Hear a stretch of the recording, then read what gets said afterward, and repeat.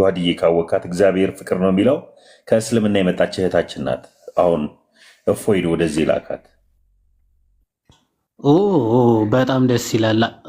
አላወኳትም አክቹዋሊ፣ ግን እንኳን ደህና መጣሽ፣ እንኳን እግዚአብሔር ረዳሽ። በጣም ደስ ይላል እህታችን።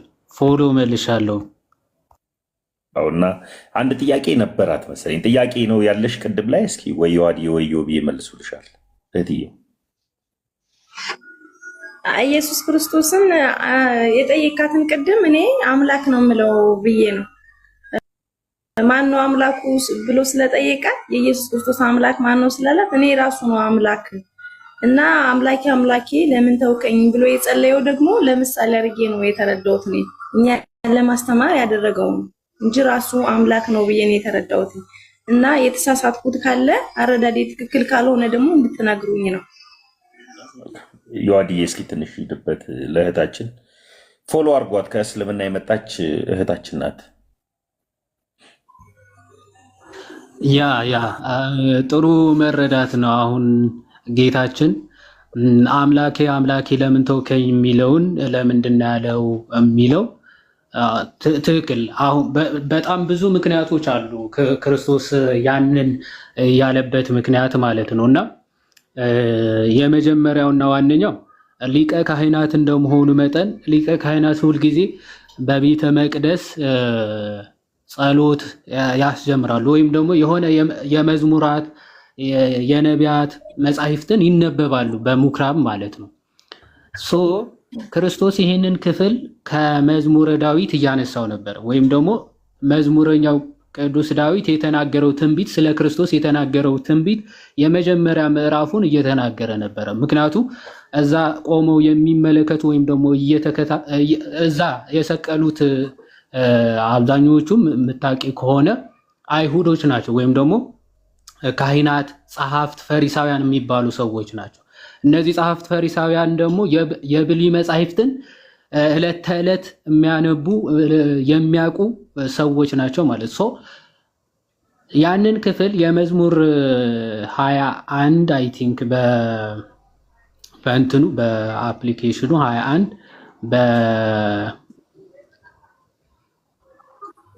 በአፕሊኬሽኑ 22 ላይ በ80 አሃዱ ደግሞ 21ኛው ምዕራፍ ላይ የሚገኝ ነው እና ምን ይላል?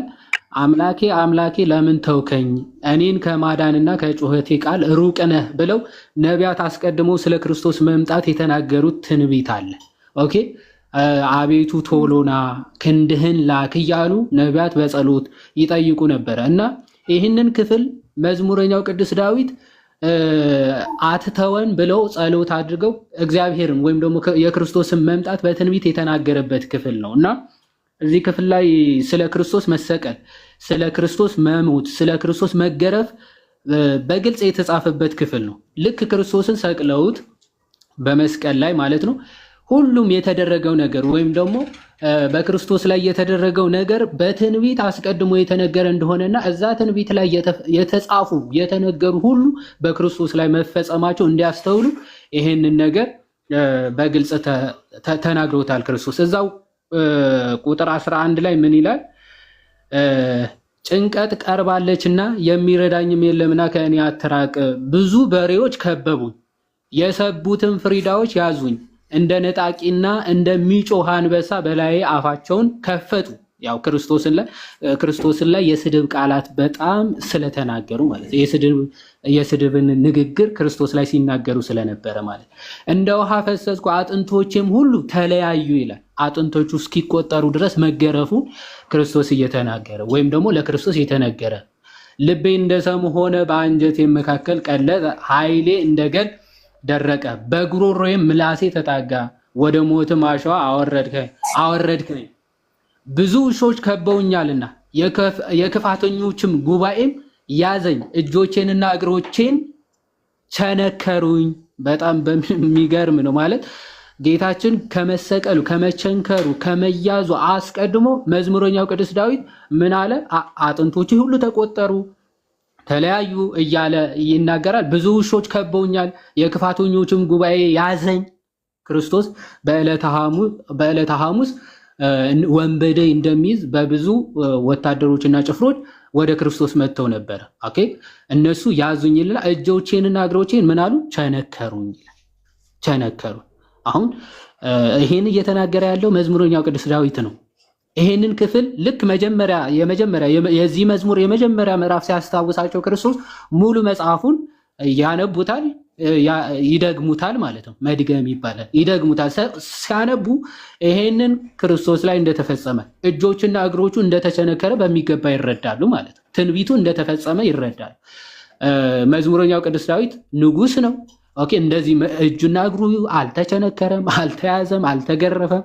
ምክንያቱም ንጉሥ ስለነበረ ማለት ነው። ከዚህ አንጻር ይሄ ቃል በቃል የተፈጸመው ማን ላይ? ክርስቶስ ላይ እንደሆነ እንደተቸነከረ አጥንቶቼ ሁሉ ተቆጠሩ፣ እነርሱም አዩኝ ተመለከቱኝም ይልና ልብሶቼ ለራሳቸው ተከፋፈሉ ይላል።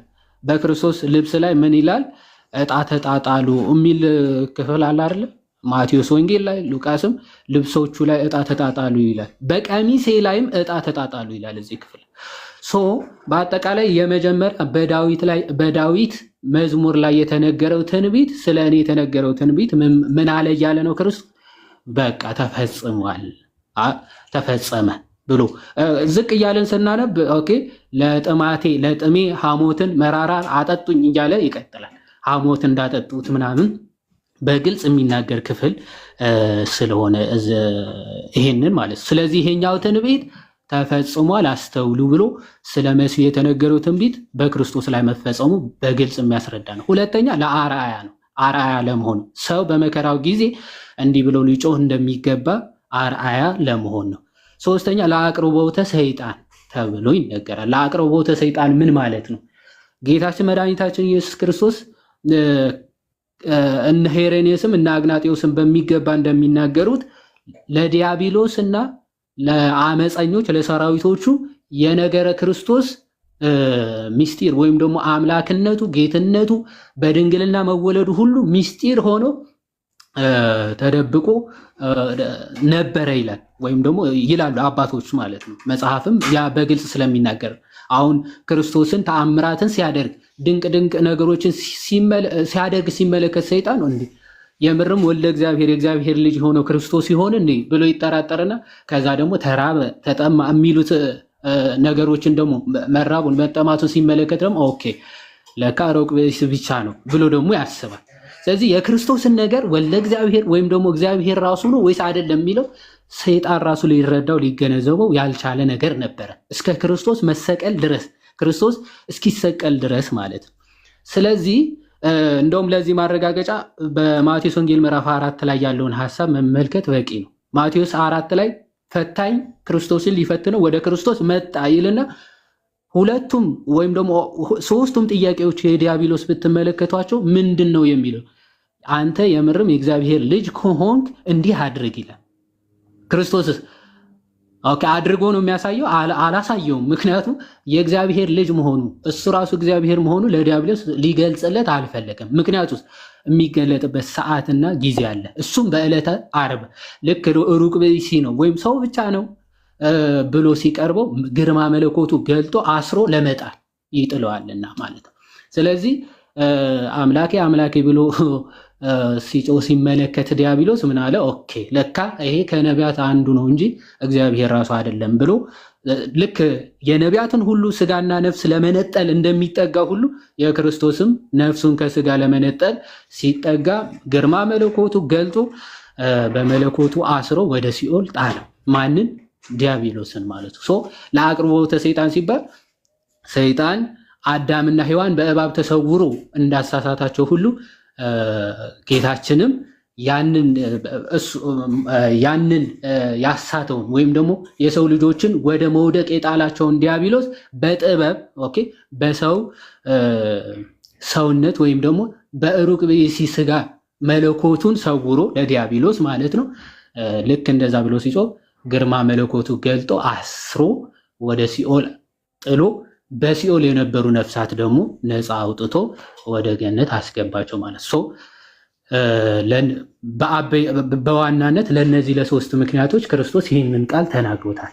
መጀመሪያ ትንቢቱ በዳዊት የተነገረው ትንቢት ተፈጽሟል ለማለት፣ ሁለተኛ አርአያ ምሳሌ ለመሆን፣ ሶስተኛ ደግሞ ለአቅርቦተ ሰይጣን ለማቅረብ ማለት ነው። ወደሱ ሩቅ ብእሲ ነው ብሎ ተጠግቶ ነፍሱን ከስጋው ለመለየት ሲጠጋ ግርማ መለኮቱን ገልጦ ለማሰር እንዲህ ተናግረዋል ብለው አባቶቻችን ይፈቱታል። ከዚህ አንጻር የሚታየ ነው ማለት ነው። እህቴ ገብቶኛል። እሺ አመሰግናለሁኝ። ደስ ይላል የክርስትና ሃይማኖት። እግዚአብሔር አገዛዙ ደስ ይለኛል። አገዛዙ አምላክነቱ ደስ ይለኛል። በቃ አመሰግናለሁ። እሺ እህቴ እግዚአብሔር ይርዳሽ እና በርቺ። ደግሞ ጥያቄዎች ምናምን ሲኖሩ ደግሞ በውስጥም እንትን መጠየቅ ምናምንም ይቻላል። አሁንም ስቲል ጥያቄ ካለሽ ምናልባት ወንድሞችም ስላሉ ይመልሱልሻል። ስለ ክርስቶስ ጥያቄ ካለኝ በሌላ ጊዜ ጠይቃለሁ እንጂ እንደዚህ ጥምቀቱ ምናምን የሚለው ነገር ገብቶኛል። ጥምቀቱ እንደዚህ ደግሞ ገድላን ድርሳናት የሚለው ጋር እኔ ምንም ጥያቄ የለብኝም። ስታስተምሩ እየገባሁ እየሰማሁ ተረድቼዋለሁ፣ ገብቶኛል። የእነሱን አርአያ መከተል እንኳን ለነሱ ለጻድቃን ሰማዕታት ይቅርና ምድራዊ ላይ ብዙ መናገር አልችልም እንትን ስል እና ገብቶኛል። እና ስለ ክርስቶስ ስላለኝ ነገር ብቻ መጠየቅ እፈልጋለሁኝ። ጥያቄ ሲፈጠርብኝና የሆነ ነገር ሲሉኝ ያህዌ ያሉኝ ነገር ነበርም ያሬድ አንድ ቀን አስረድቶኛል። ያህዌ አላህ ነው ምናምን ብለውኝ ነበረ፣ ግን አይደለም በሚለው እንትን ይዤዋለሁ። ያሬድ ሲያስተምር ሰምቼዋለሁኝ። እሱን ያሬድ ነግሮኛል። መዝሙር ያሬድ ጎበዝ እህቴ በርቺ። በጣም ደስ ይላል። ቁጭ ብሎ መማር የምርም ለማወቅ ቁጭ ብሎ መማር፣ ወንድሞች ሲያስተምሩ መከታተል ምናምን ቀስ እያለ ነገሮችን እንድትረዳ ወደ መረዳት ምናምን ትደርሻለሽ እና በጣም ደስ ይላል። በርቺ። ያው እኛም አለን ምንም ነገር ቢኖር በውስጥም እንዲህ ቤት ሲከፈትም እየገባሽ ምናምን ያልገባሽን መጠየቅ ትችያለሽ። እሺ አመሰግናለሁ። ኢዮብዬንም ፎሎ አድርገሽዋል አይደል እህቴ?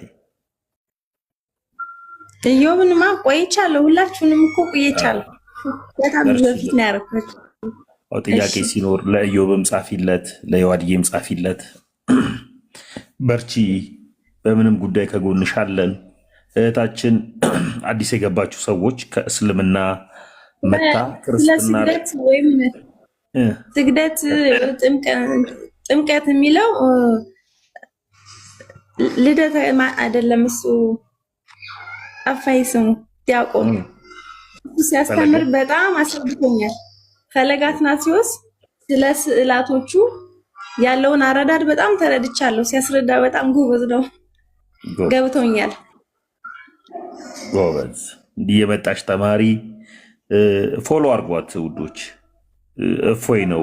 ክርስትና ላይ ጥያቄ ካላችሁ ሂዱ የኛ ልጆች ጋር ሄዳችሁ ተማሩ ብሎ የላካት እፎይ ነው። አስተምሮ እንድትጠመቅ ያደረገው ከእስልምና ነው ቀጥታ የመጣችው። በርቺልን የኔ እናት። እሺ አሜን። እሱ ቢዚ ነው፣ ለሙስሊሞች መልስ ስለሚሰጥ ለኔ መልስ መስጠት አልቻለም። ቢዚ ነው። ለሙስሊሞች በጣም እየገቡ እንትን ይሉታል እና ቢዚ ስለሆነ ያው እዚህ መጥቼ ጥያቄ ሲኖረኝ ይጠይቃለሁ። አመሰግናለሁ። እሺ የኔ እናት። በተለይ ዮሐድ እስልምና ላይ ይሰራል። ኢዮባም ጎበዝ ነው ክርስትና ላይ። መምህር ብሬም አለ።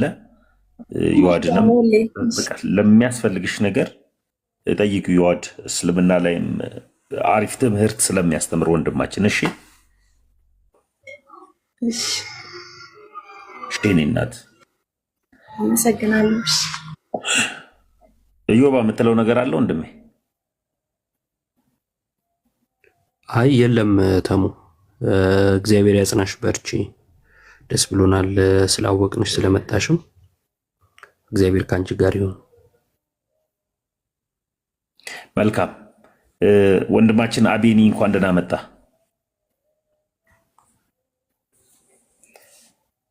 አቤኒ እኮ እየነዳህ ነው።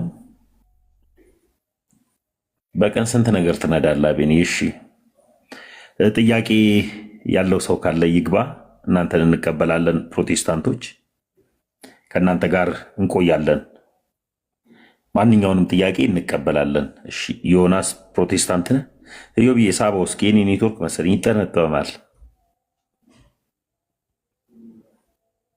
ስቤዋለሁ።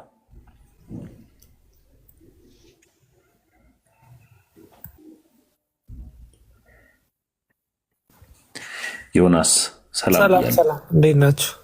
እንዴት ነህ? ሁሉ ሰላም እግዚአብሔር ይመስገን አለን። ጥያቄ ምን ይሆን? እኔ የቤተ እምነት ነው። እኔ ኦርቶዶክስ ነኝ፣ ግን ሮሜ 8:34 ኢየሱስ ክርስቶስ ይማልዳል የሚለውን ትንሽ እንትን ብሎብኝ ነው፣ ግር ስላለኝ ነው።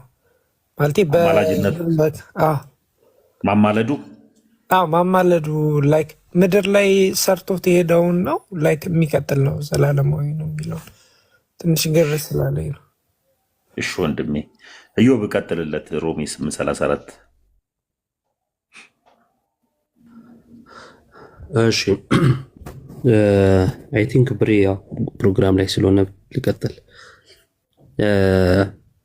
ሮሜ 8:34 ላይ የሞተው ከሙታን የተነሳው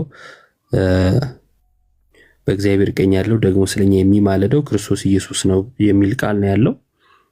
የሚማልደው የሚለው ቃል አለ። አዎ፣ ግን ምን ማለት ነው የሚለው መሰረታዊ ነገር ነው። አስቀድሞ ግን የጌታን የመስቀል ስራ ስለ ሰው ልጆች የሰራውን ነገር ማወቅ አለብን ብዬ አስባለሁ። እና ጌታ ኢየሱስ ክርስቶስ ሰው የሆነበት ዓላማ ሰዎችን ከሞት ለማውጣት ነው። ከሞት የሚያወጣውን ስራ በመስቀል ላይ ፈጽሞታል። ይሄው ተፈጸመ አለ። አንድ ጊዜ በገዛ ደሙ ወደ ቅድስት ገባ አይደል የሚለው ሊሰራ የተገባውን ሊሰራ የመጣውን ዓላማ ፈጽሞታል። አንድ ጊዜ ራሱን በማቅረብ ፈጽሞ አደረገው ተብሎ ስለተጻፈ ማለት ነው። አሁን ቀጥሎ ያለው ነገር ምንድን ነው ከተባለ አንድ ጊዜ የሰራው ለዘላለም ይሰራል እንጂ እርሱ አይሞትም፣ አይራብም፣ አይጠማም፣ አይለምንምም ጭምር ማለት ነው። የሚቀጥል ልመና የለም። ቃሉ ግን ምንድን ነው የሚለው ከተባለ ይማልዳል፣ ይለምናል ነው የሚለው። እዚሁ ምዕራፍ ላይ ቀደም ብሎ ቁጥር 27 ላይ ለመንፈስ ቅዱስም ተነግሯል፣ ለወልድም ተነግሯል። መንፈስ ቅዱስስ እንደው ይለምንልናል እያልን ነው ካለ አይ አይደለም፣ ያግዘናል እያልን ነው። ምክንያቱም አውዱን ስናነበው ክፍሉ ምንድነው የሚለው? እንዴት እንደምንጸልይ አናቅምና ምን ይልልናል? መንፈስ ራሱ በማይነገር መቃተት ይማልድልናል ይላል። እገዛውን ለማሳየት ነው። ለጌታ ለኢየሱስም ምን ተረጉሞ ይህንኑ አስቀድሞ የሞተው ይላል አይደል? ከሙታን የተነሳው በእግዚአብሔርም ቀኝ ያለው ነው የሚለው። በእግዚአብሔር ቀኝ ካለ በኋላ በቃ እንዲያድኛቸዋለሁ ከዛ በኋላ እንደፈለጋቸው አይለንም። አባት እንደሌላቸው ልጆች አይተወንም አይደለ? ስለዚህ አሁንም እገዛው ከኛ ጋር ነው ለማለት ጳውሎስ ይህንን ተጠቅሟል ማለት ነው።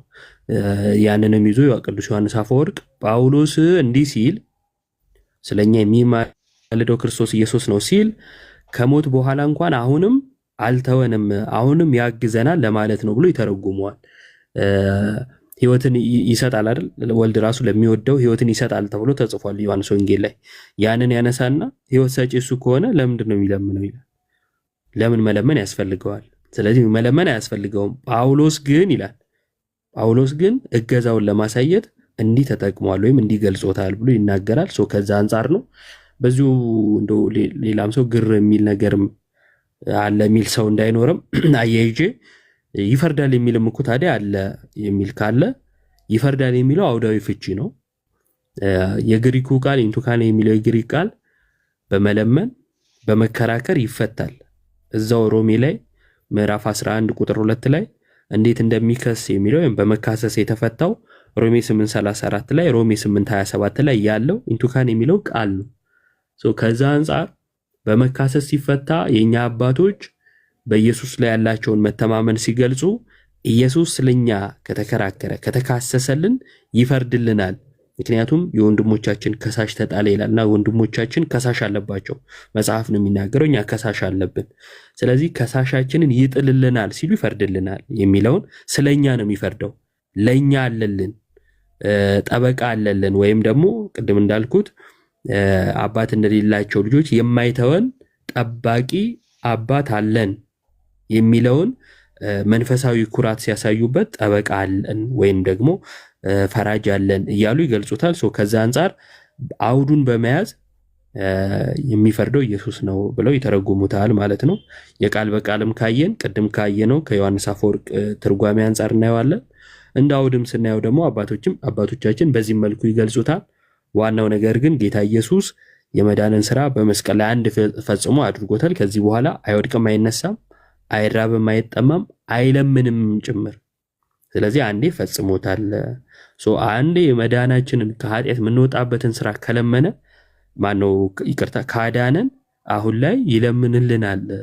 እንዲህ ብናደርግ ይለምንልናል፣ ኃጢአት ብናደርግ ይለምንልናል ምንል ከሆነ ይሄ ከመጽሐፍም መጋጨት ነው፣ የኢየሱስ ክርስቶስንም ስራ ማቅለል ነው። ኃጢአት ስንሰራ እንዴት ነው መዳን ያለብን የሚለውን አንደኛው ዮሐንስ ላይ በግልጽ አስቀምጦታል። ከቁጥር 6 ጀምሮ ስናነብ ማንም ኃጢአትን ቢያደርግ ስለ ኃጢአቱ ደግሞ ቢናዘዝ ምን አለ አስቀድሞ ምዕራፍ 1 ላይ ከኃጢአት ሁሉ ሊያነጻን የታመነና ጻድቅ ነው ይላል። የጌታ የኢየሱስ ክርስቶስ ደም ከኃጢአት ሁሉ ያነጻል። ስለዚህ ብንናዘዝ ያነጻናል ተብሏል። ማንጻት እየቻለ ይንጹ ብሎ ሊለምን በፍጹም አይችልም ማለት ነው። ከዛ አንጻር የሚታይ ነው።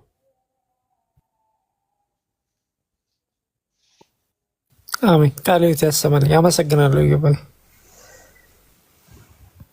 አሚን አሚን። እሺ መልካም። ሌላ ጥያቄ ያለው ሰው ካለ ኢዮብ ቃል ሕይወት ያሰማልን። አሚን አሚን። አብሮ ያሰማን። ተሙ ግር ለሚላቸውም ሰዎች ድንቅ የሆነ ትምህርት፣ ድንቅ ትምህርት። ልጁ ያለው ሕይወት አለው ይላል። አሜን።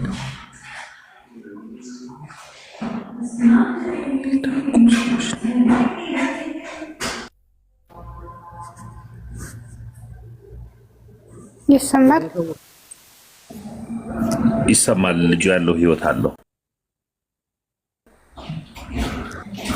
ሰላም ክርስቶስ ይብዛላችሁ። ሰላም ይብዛልን።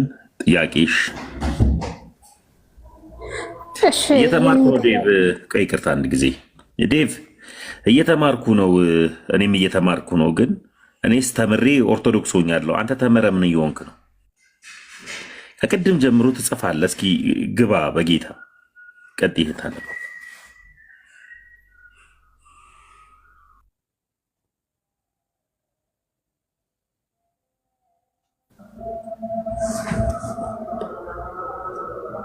እሺ እኔ ጥያቄ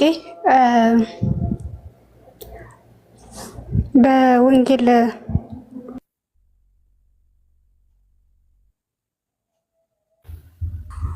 እናቱ ፖዝ ሆነሻል። እሺ የሮ እንኳን ደህና መጣ። እንዴት ነው ተሙ? እግዚአብሔር ይመስገን። የት ቤተ እምነት? ቅድም ገብቼ ነው የወጣሁት። ቅድም ገብተህ ጸጥ ብለን የወጣው ታዲያ ልክ እንዲሁም ኢዮብ ሲገባ ነው የወጣውና ገርሞኝ ላለመናገር ጸጥ አልኩኝ። የት ቤተ እምነት? የቸርች ነበር ህብረት የምታደርገው? ኢዮብ አስፈሪ ነው ማለት ነው? አይደለም ወንድሜ፣ እንደዛ አላልኩም። የት ቤተ እምነት ነህ ነው ያልኩ። ቸርችን ብቻ ነገረኛ። እኔ በዚህ አንድም አላየሁም፣ ስራ ላይ ነበርኩኝ። እሺ የት ቸርች ነሽ? ህይወት ብርሃን። ህይወት ብርሃን። መልካም። ኢዮብዬ እስኪ ወይ በስላሴ ወይ በአንዱ ነገር ጥያቄ መጠየቅ ትችላለህ። ኢዮብ ቀጥሉ። ብሬ ጋር ጀምረን ነበረ ቅድም ስራ ላይ ስለሆነ ያረስ ከኢዮብ ጋር አልኩ። ብሬ ቤተክርስቲያን ያለው ሲመቸው በኋላ ይቀጥላል። ብሬ በጥምቀት ነበረ ስንወያየ ነበረ። በጥምቀት ይቀጥላል። ቀጥል ኢዮብ። ምንድነው ቅድም አስወጣኝ ነው እንደ ያለው እኔ አላየሁትም። ቀጥሉ ኢዮብ። ዝም ብሎ ወደ ጥያቄ ይገባ ልጁ። በጣም ተጀመረ አይተው። እሺ ጥምቀት ለድህነት የሚለው ትምህርት ስህተት ነው ወይስ? በጣም የሚደብር ነገር ነው። አትራገጠኝ። እኔ በሰላም ልውጣ። ለመማር ነበር የገባሁት። ቴንክ ዩ። እርግጫ አልፈልግም። ሰምተኛል ያልኩትን ስለምን እርግጫ ነው የምታወራው? ምንድነው ሰው የምትሰደቡ? ካልዘለፋቸው አይሆንላችሁም እንዴ?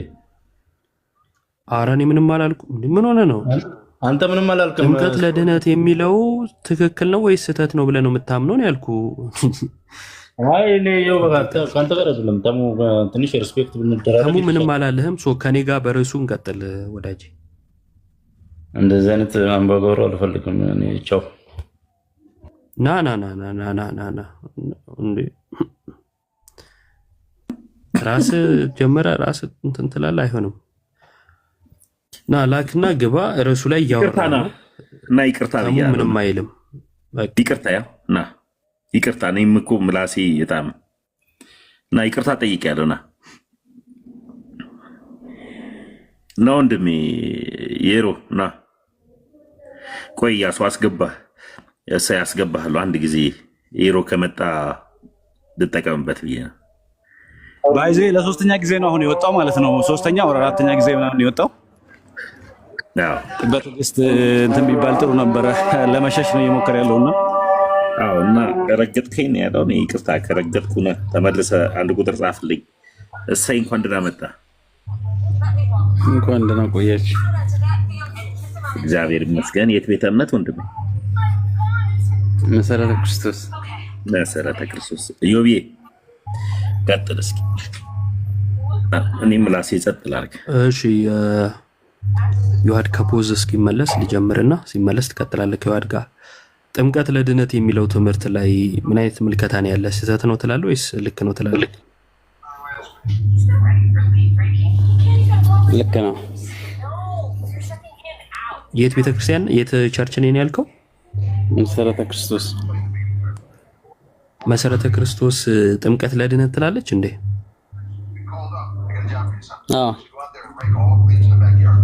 ኧረ እባክህ እስኪ ልታሳይን ትችላለህ? የእምነት መግለጫዋ ድንገት ስለገባሁኝ ምናልባት ላላሳይ እችላለሁ። ተዘጋጅ ወር ደግሞ ተመልሼ ልምጣ። አይ እኔ እችላለሁ። ቆይ አንዴ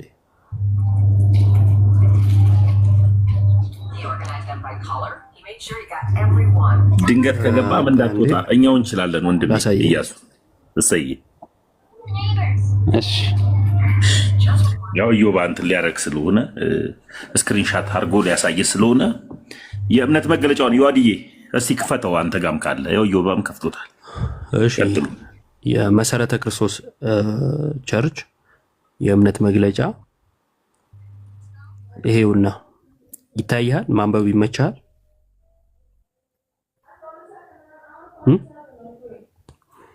እሰይ ብለርድ ነው አይታይም። እሺ ለኔ ይታየኛል። እኔ ከዚሁ ላንበው። እሺ የውሃ ጥምቀት ይላል። ጥምቀት አንድ ሰው ከኃጢአቱ ንስሐ ገብቶ ኢየሱስ ክርስቶስ በእምነት እንደ ግል አዳኙ እና ጌታው አድርጎ በተቀበለ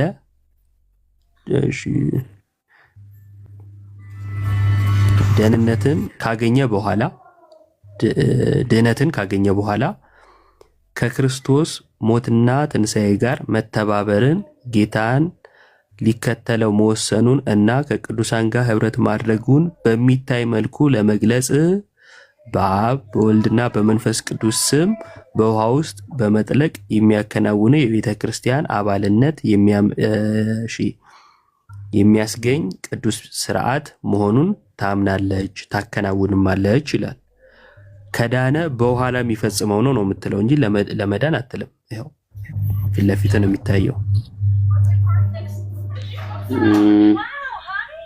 እሺ ማለት ምን አልከኝ እኮ? ልክ ነው። ለድህነት የሚለው ነው ልክ ወይስ ከዳኑ በኋላ የሚለው ነው ልክ? እንደ መረዳት እንደፈለግከው ነው የሚሆነው። ላይክ አይ እንደፈለግኩት አይሆንም። ቆይ አንዴ እኔ እንደፈለግኩት እንዴት ይሆናል? ትምህርት ከሆነ እኛ ወደ ትምህርቱ እናድጋለን እንጂ እንዴት ትምህርቱ ወደኛ መረዳት ያድጋል? ጥምቀት አያስፈልግም ለማለት ላይክ መጠመቅ አልፈልግም ካልክ አላወራንም ስለሱ። እሰይ ያወራነው ለድህነት የሚለውን ነው። አዎ ለድህነት ነው አልከኝ። ቸርቻችሁ ግን ከዳነ በኋላ የሚፈጽመው ነው እያለች ነው። አማኝ ላይክ ሳያምን እኮ መጠመቅ ይችላል ማለት ነው አይደለም እኮ አይደለ? ይሄ ስለ መዳን ያወራ ነው። ገብቶኛል። ሰው ሲያምን ይድናል። ከዛ ከዳነ በኋላ ሲማር እምነቱን በደንብ ፊገር አውት ሲያደርገው ቀጣይ ያሉት ስርዓቶች ናቸው። እምነት ስርዓት ነው አይደል? እምነት ስርዓት ነው። ጥምቀት ማለት ነው። እሺ ጥምቀት ስርዓት ነው። ከዳነ በኋላ ይጠመቃል ነው አንተ እያልክ ያለኸው አሁን? አጥምቀህ አይደለማ የምታሳምነው። ገብቶሃል? ችግር የለውም። መቼ ያምናል እኮ ጥያቄ አልሆነም። ብድም እምነት ይቀድማል ያልከው ላይ አልጠየቅኩም። አዎ ልክ ነው፣ እምነት ይቀድማል። ከዳነ በኋላ የሚጠመቀው ቆይ አንዴ ይሄ እንትን ኦርደሩ እኮ ይነግራል አይደል? የትኛው መቅደም እንዳለበት በቃ እሱን አናወራም። ሰው ሲያምን ይድናል። ከዛ መዳኑን ደግሞ እየሰማሁ ነው። ኦርደሩ ላይ ጥያቄ የለኝም። እምነት ይቀድማል፣ ከዛ ይጠመቃል። ችግር የለውም። እሱን አታንሳው፣ ምክንያቱም እሱ ላይ ጥያቄ ስለሌለኝ ማለት ነው። እሱን እንትን መደበቂያ እንዳይሆን መልሱ እኮ እዛ ውስጥ ስላለ ነው። ሰው ሲያምን ይድናል እያልኩ ነው እኮ። በቃ እሱን በግልጽ አንዴ እንድትነግረኝ ነው። ምክንያቱም አስቀድሞ ቅድም ጥምቀት ለድህነት ብለህ ነበር፣ አሁን እየቀየርከው ነው። ምክንያቱም የእምነት መግለጫውን ስላሳየው በግልጽ ቋንቋ እንድትነግረኝ ጥያቄን ስማኝ። አሁን ሰው ለመዳን ነው የሚጠመቀው ወይንስ ከዳነ በኋላ ነው የሚጠመቀው? ከዳነ በኋላ ነው የሚጠመቀው። እሺ ከዳነ በኋላ ነው የሚጠመቀው። አሁን ከመግለጫው ጋር ተስማማ? ቅድም ያልከውን ቀየርከው ማለት ነው። ችግር የለውም። እስኪ ከመጽሐፍ ቅዱስ ከዳነ በኋላ ነው የሚጠመቀው የሚለውን አስተምረኝ ወይም ጥቅስ ስጠኝ።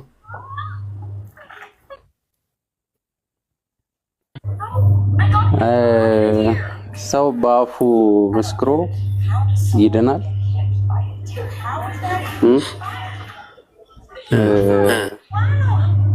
በልቡ አምኖ ይጸድቃል፣ በአፉ መስክሮ ይድናል ይላል መጽሐፍ ቅዱስ። ከዳነ በኋላ የሚጠመቀው የሚል አንጣን ያልኩህ እኮ ነው። ሰው እየነገርኩ ነው እኮ።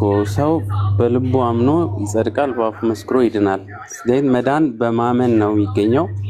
በልብህ ስታምን ትጸድቃለህ፣ በአፍህ መስክረህ ትድናለህ። ዜን አንድ ሰው ይሄ ነው የመጽሐፍ ከዳነ በኋላ ነው የሚጠመቀው ይላል። መጀመሪያ እያጠራ ነው እንደዚህ ወደዛ ልመጣልህ ነው። አሁን አንተ ጥያቄ እሱ እኮ ነው። የፈለከውን እንዳወራ ነው የምትፈልገው። እኔ እንደዛ አልነግርህም። እኔ የፈለኩት የመዳንን እውቀት አንዴ ስማኝ እነግርሃለሁ። ከዛ አንተ እንትን ታደርገዋለህ ማለት ነው። ወደ ፈለከው ውሰደው፣ ችግር የለውም። አንዴ ስማኝ። ወደ ፈለኩት አልወስድ። ኦሮ ጌታ ሆይ ኧረ ስማኝ እባክህ። አንደኛ እኔ የፈለኩትን አልነገርኩም። እኔ የፈለኩትን ባልነገርኩ ሁኔታ አንተ እንደፈለከው እንዳወራ ነው ምናምን አትበለኝ። ሁለተኛ እምነትህን እንጂ የጠየኩት እኔ የፈለኩትን አይደለም። ያንተኑ የእምነት መግለጫ ያሳየው እኮ እኔ ነኝ። ካሳየው በኋላ እኮ የቸርችን የእምነት መግለጫ ካሳየው በኋላ እዚሁ እኮ ነው ሐሳብ የቀየርከው። እሱ ላይ እንኳን አልቆየውብህም ማለት እሱ ላይ እንኳን አላወራም። በቃ እሺ ብዬ ነው ያለፍኩ እንጂ እኮ እንደገባ አዎ ጥምቀት ለድህነት ካልክ በኋላ መግለጫው ሲመጣ እዚሁ ነው ሐሳብ የቀየርከው።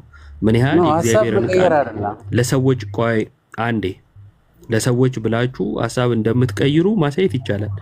ዝም ብዬ ያለፍኩ ውይይቱ እንዲቀጥል ነው። አሁንም ተደማምጠን እንቀጥል እባክህ። ጥያቄው መጽሐፍ ቅዱስ ላይ ከዳንክ በኋላ ነው የምትጠመቀው የሚል አለ ወይ ነው እንጂ ሰው በልቡ አምኖ ይጸድቃል፣ ሰው በልቡ አምኖ ይድናል፣ በአፉ መስክሮ ይጸድቃል የሚለውን ጥቀስልኝ አላልኩም። እሱ አልቀበልም አላልኩም። እሱ ላይ ጥያቄ የለኝም። አዎ ሰው በልቡ አምኖ በአፉ መስክሮ ይድናል ይጸድቃል ነው የሚለው። እሱ አይደለም የኔ ጥያቄ። የኔ ጥያቄ ከዳነ በኋላ ነው የሚጠመቀው የሚል አለ ወይ ነው። አዎ አለ ካልክ ጥቅሱን ንገረኝ። የለም ካልክ እኔ ጥቅስ ልስጥና እሱ ላይ እናወራለን። ኦኬ እኔ ይሄንን ጥያቄ በጥያቄ ልመልስልህ። አንተ ጥቅስ ማምነው ጥቅስ ያለውን አይነት ትምህርት ብቻ ነው ብለህ ነው እንደዛ ነው የምታምነው? ጥቅስ አንድ አስተምሮ ጥቅስ ከሌለው አላምንም ነው የምትለው? እንደዛ ነው የምታምነው? ማለት አልገባኝም። ቆይ ሲያብራራው አንድ ጥያቄ ልጠይቅህ። ይሄኛውን አብራራው ማለት ነው ብዬ ልንገርህ።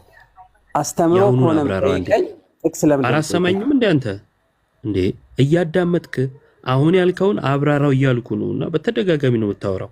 ምንድን ያልከኝ አብራራለሁ። እኔ ደግሞ ምሳሌ ልንገርህ። አንድ ምሳሌ ላንሳለህ። አንተ በስክሪፕቸር ብቻ አታምንም አይደለ? የተጻፈ ማለት ብቻ ነው አላምንም። በተጻፈ ብቻ ብላ አታምንም። በቸርች ካልቸር ታምናለህ። በቸርች አባቶች በእነሱ ሊትሬቸር ምናምን ታምናለህ አይደለ? አዎ። ስለዚህ የተጻፈ አምጣ ብቻ አትበልኝ። አሁን ሲጀምር ስታንድህን አልቀበለውም። ላይክ ይሄ ማለት የመጽሐፍ ቅዱስ ላይ ኦር ሳምዌር ከሆነ ስክሪፕቸር ላይ ጥምቀት ለመዳን ነው የሚል አስተምሮ እየጠየከኝ ያለው እንደዛ ነው አይደለ? እሺ ቆይ አንዴ ከጨረስክ ላውራና ጨርሰሃል አንተው? እሺ አውራሽ። እሺ አሁን ምን አይነት ሐሳብ ነው ያነሳው? በደንብ አድርገህ ስማ። እኔ የጠየቅኩ አንተ ያወራኸውን ወይም አንተ የተናገርከውን ነው። ሰው የሚድነው ማነው? ሰው የሚጠመቀው ከዳነ በኋላ ነው ስትል እንደዛ የሚል ጥቅስ አንጣ አልኩኝ። እኔ ያልኩትን ሳይሆን አንተ ያልከውን ስጠይቅ የኔን እምነት አነሳህና በእኔ እምነት አመካኝተህ አንተን የጠየቅኩን ወይም አንተ ራስህ ያልከውን ማስረጃ አላቀርብለትም አልክ ማለት ነው። የሆነው እንደዛ ነው።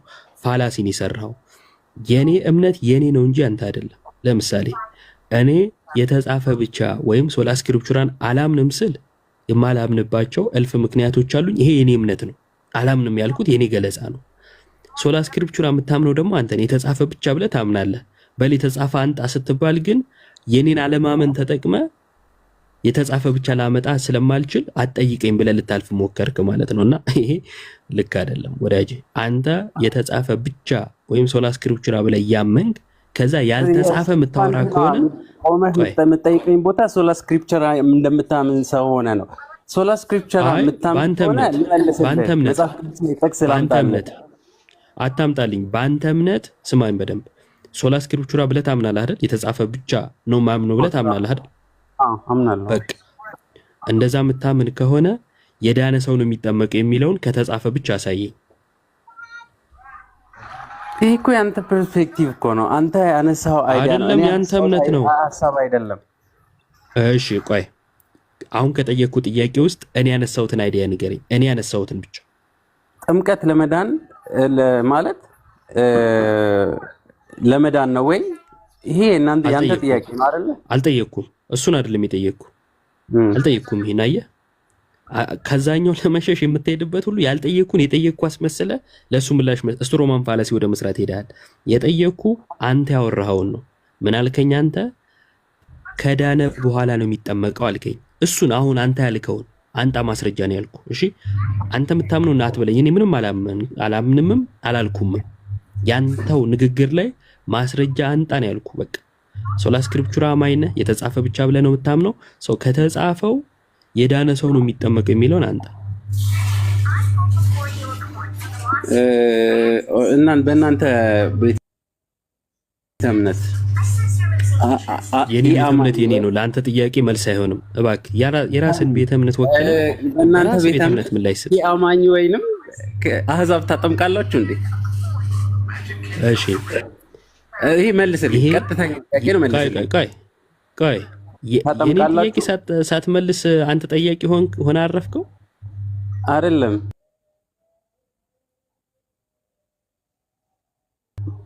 እኔ